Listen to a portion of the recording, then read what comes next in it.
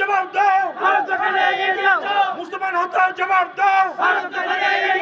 নারায়ে তাকবীর, নারায়ে রিসালাত।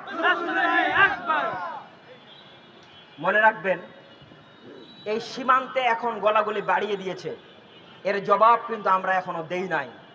যদি জবাব দেয়া হয় তাহলে যা বললাম তাই হবে, ভারত দখল হয়ে যাবে। আল্লাহ পাক বলেছেন মুসলমানদেরকে, ওয়াতাসিমু বিহাবলিল্লাহি জামিআন ওয়া লা তাফাররাকু। এই মুসলমানেরা, তোমরা একত্রভাবে মহান আল্লাহ পাকের রজ্জুকে, মানে ওনার হাবিব সাল্লাল্লাহু আলাইহি ওয়াসাল্লাম, ওনাকে দৃঢ়ভাবে আঁকড়িয়ে ধরো। কখনো ওনার থেকে বিচ্ছিন্ন হইও না। মুসলমান পরস্পর থেকে বিচ্ছিন্ন হইও না। মুসলমান কখনো বিচ্ছিন্ন নয়।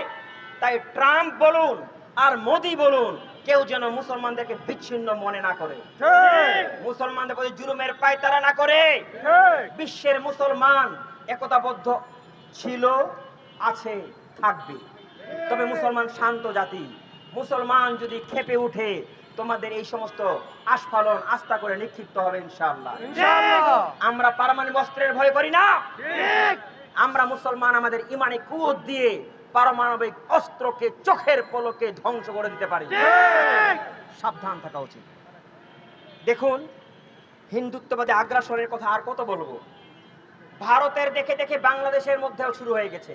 ইসকন বাংলাদেশে মুসলমান মেয়েদের চুরি করে নিয়ে ভারতে পাচার করে দিচ্ছে। এগুলো এখন ওপেন সিক্রেট। ইসকন মুসলমান ভাইদের শহীদ করছে। ইসকনের সন্ত্রাসী এই চিন্ময়কে